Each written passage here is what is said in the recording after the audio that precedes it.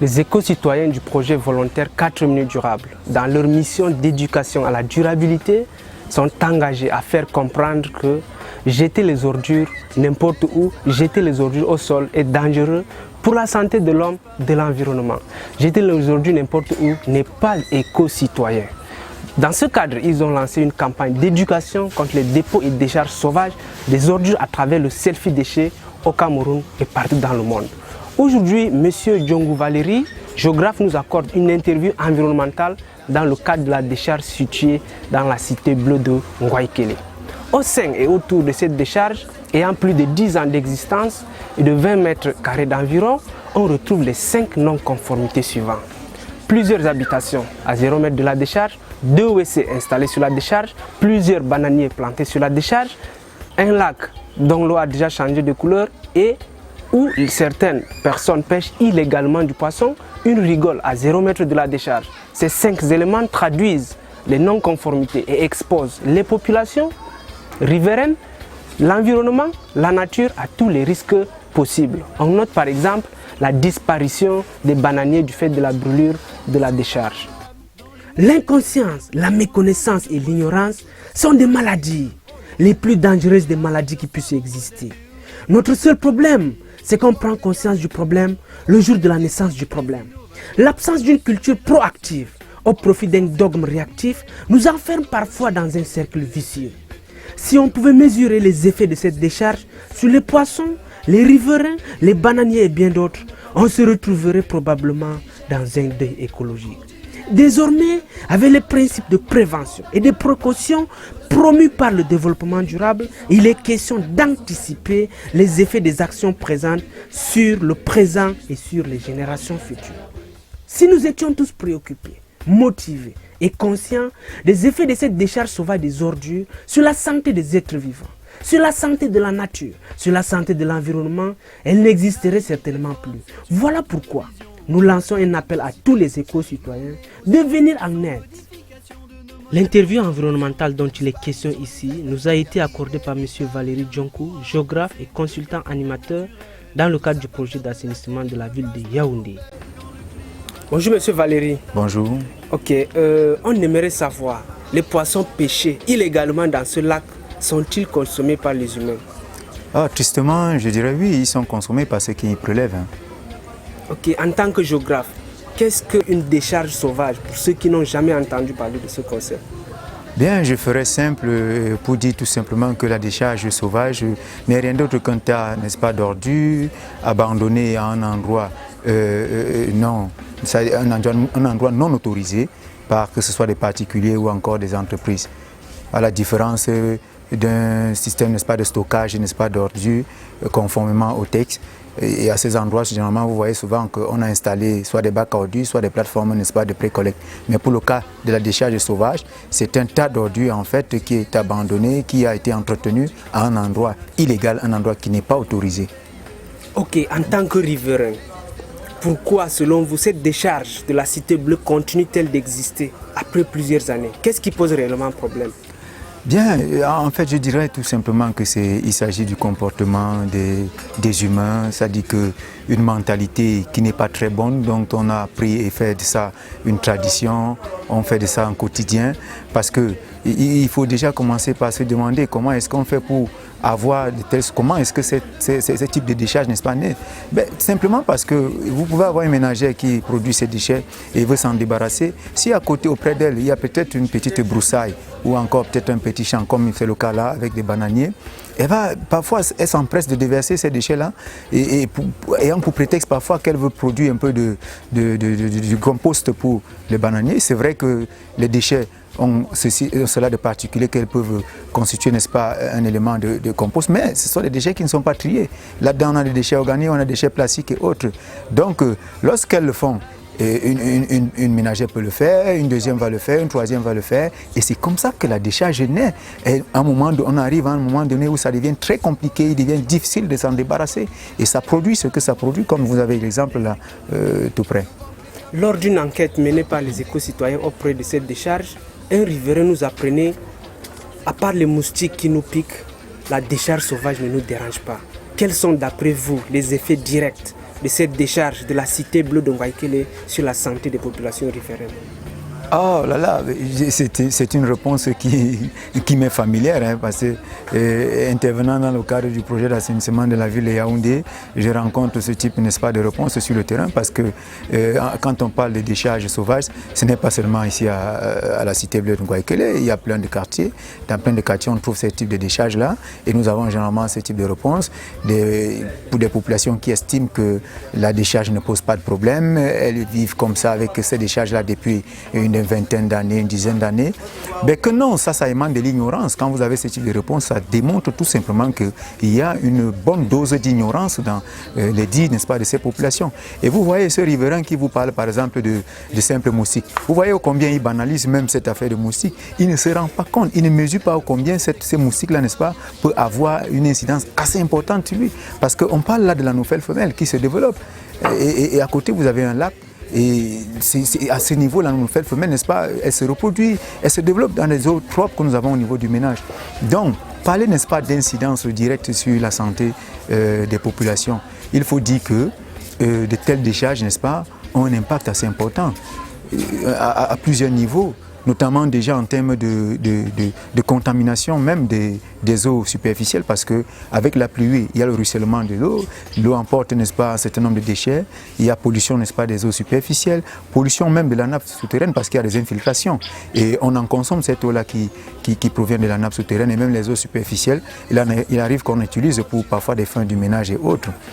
Également, il faut remarquer que ce type de décharge, n'est-ce pas, constitue également une source de prolifération, de propagation des rongeurs, notamment des rats, des souris, qui sont des agents pathogènes, qui sont des vecteurs de certaines maladies.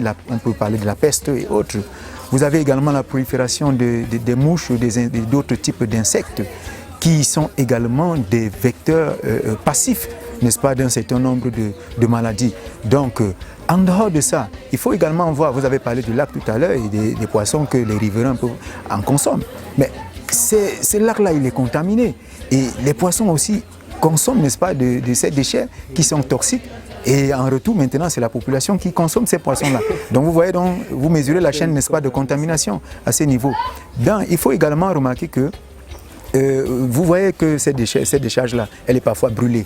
Elle est parfois brûlée. Et là, directement, ça me fait penser, n'est-ce pas, à la combustion, qui, n'est-ce pas, peut être source de la production d'un certain nombre de gaz très toxiques. Parce que là, il y a la production du méthane, qui est un gaz à effet de serre, il y a la production du dioxyde, n'est-ce pas, de carbone, vous avez le soufre, et qui, lorsque cela se développe dans l'atmosphère, rencontre également d'autres gaz qui sont produits par d'autres effets nocifs. Et ça, il y a donc production, n'est-ce pas, d'un type de gaz très nocif. Notamment, je pense comme ça au benzène, qui est un gaz cancérogène. Je pense au nickel, qui est également un autre gaz cancérogène. Mais il y a encore un autre plus important, qui a un effet assez direct, c'est le cadmium, qui a un effet sur les reins, parce que ça a un effet sur les reins, n'est-ce pas, des humains. Donc, le problème qui se pose, c'est parce que des populations n'étant pas toujours au courant, n'est-ce pas, n'ayant pas toujours une connaissance en termes, n'est-ce pas, d'impact, ça devient difficile. Et c'est pour ça qu'on peut vous dire non, ça ne pose pas de problème qu'on ait une telle décharge là sauvage. Mais il m'arrive très souvent, lorsque je suis en pleine sensibilisation parfois sur le terrain, il m'arrive de dire souvent aux ménages de faire une expérience très simple, que chaque ménage parfois essaye un peu de faire un petit calcul, de faire une évaluation de ce qu'elle dépense en une année pour traiter le simple paludisme. Parce que le riverain, par exemple, il vous parlait du paludisme.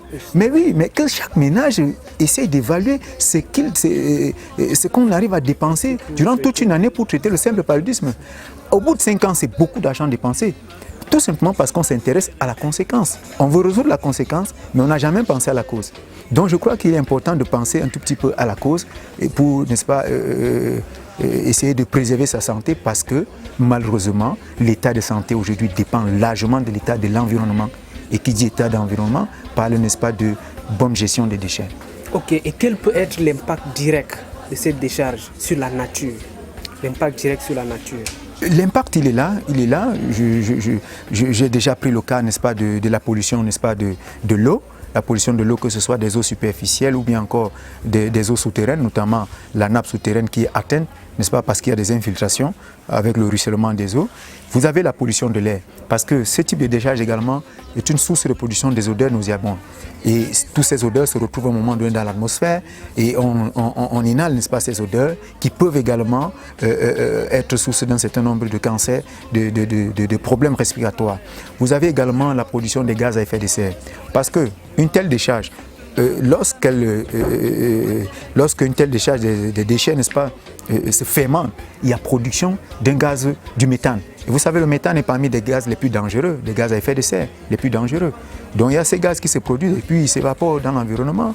Ça pose, n'est-ce pas, des problèmes. Il y a donc cette pollution de l'air, pollution des eaux, pollution même, je dirais, que ce soit du paysage. Parce que c'est également le paysage qui prend un coup.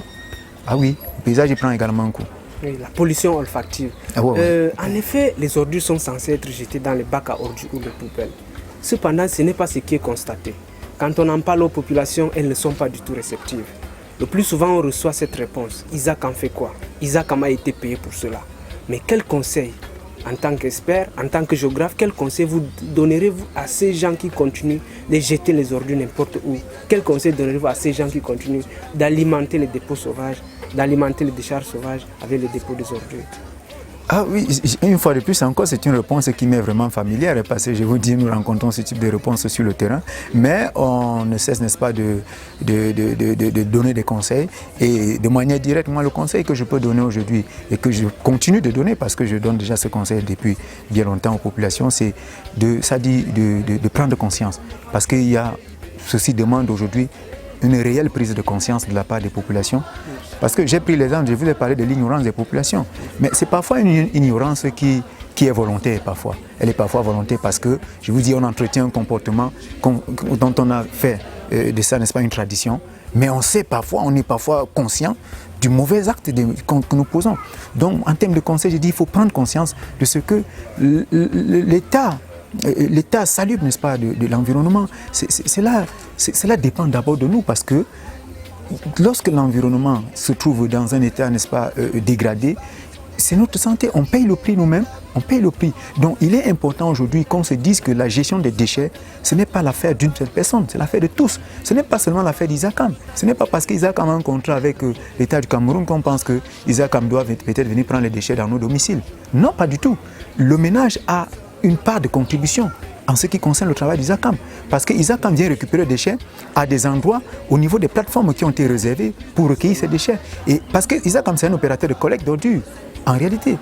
Mais Isakam fait aussi un peu légèrement dans la pré-collecte. Donc il faudrait que des ménages pensent que ils ont, n'est-ce pas, n'est-ce pas, une part de responsabilité en matière de gestion, n'est-ce pas, des déchets. Et une fois de plus, c'est vrai, on a cette problématique de l'insuffisance des bacs dans les quartiers. Oui, c'est un problème réel dont on ne peut, n'est-ce pas, s'en passer. Mais moi, je dis encore aujourd'hui que même avec ce problème d'insuffisance de bacs, il est possible qu'on arrive à mieux gérer nos déchets. Pourquoi? Parce que d'autres en profitent aujourd'hui pour vous dire non, on n'a pas de bac à côté et ainsi de suite. Mais je prends le cas par exemple d'un secteur comme celui-ci. Il y a un bac tout près. Mais c'est un problème, n'est-ce pas, d'incivisme. Il faut que les gens aient une bonne dose, n'est-ce pas, de prise de conscience pour arriver à ce niveau-là. Il y a des quartiers dans la ville de Yaoundé qui ont un seul bac pour tout un quartier. Mais là, nous parlons d'un secteur dans un quartier où il y a un bac. Mais que les gens vous disent qu'ils ne peuvent pas faire quelques mètres pour déverser les déchets, ça pose problème. On se dit où on va à ce niveau. Donc vraiment, il est important qu'on puisse prendre conscience et qu'on se dise que non, c'est l'affaire de tous parce que c'est notre santé, c'est notre état de santé qui est mis en jeu. Ça nous expose, ça nous rend vulnérables face à un certain nombre, n'est-ce pas, de maladies. Parce que, je le dis encore malheureusement, l'état de santé est aujourd'hui largement dépendant de l'état de l'environnement. Ok, les éco-citoyens du projet volontaire 4 minutes durables ne veulent plus voir cette décharge. Comment pourront-ils réaliser cet idéal? Cet idéal est-il réalisable d'après vous, Monsieur Diongo Valéry? C'est très difficile, ça il faut le dire, c'est très difficile, mais ce n'est pas impossible. C'est réalisable, bien entendu. Et en ce sens-là, parce que moi je vous dis, dans le cadre du projet d'assainissement, une fois de plus encore, nous avons eu à faire, n'est-ce pas, dégager un certain nombre d'états sauvages comme ça, dans beaucoup de quartiers, donc c'est faisable. Certains certains quartiers où il existe cet état sauvage et où Isacam a une possibilité d'accès, ça devient plus facile. Mais ici, il y a tout un problème, c'est l'accès qui n'est vraiment pas meilleur pour Isacam, c'est l'accès limité.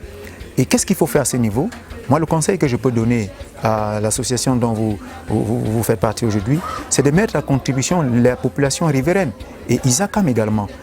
Mettre à contribution la population riveraine et Isacam, c'est faire quoi? C'est faire en sorte que Isacam aujourd'hui puisse mettre à votre disposition un de ces engins, ça peut être un camion et autre qui peut transporter ces déchets. Puisque l'engin ne peut pas avoir un accès direct au niveau de la décharge, vous mettez donc à contribution les populations riveraines pour... Et ces populations peuvent maintenant s'organiser en termes de journées de salubrité. Elles peuvent, oui, voilà, on parle de journées de salubrité et c'est dit, bon, on décide pour des journées de salubrité, on décide de dégager cet état sauvage. Ce n'est pas une affaire d'un jour, ce n'est pas une affaire peut-être 2 jours, ça peut prendre 1 semaine, ça peut prendre 2 semaines. Mais si on se dit que bon, on engage des journées de salubrité et on le fait peut-être 2 fois sur la semaine, vous pouvez arriver à dégager cet état sauvage parce que les populations pourront transporter pour, n'est-ce pas, les déposer dans l'engin Isacam qui pourra, n'est-ce pas, évacuer cela. Ok, merci. Nous étions avec M. Valérie Djonkou. Nous vous remercions d'avoir répondu à toutes nos questions. C'est moi qui vous remercie, monsieur.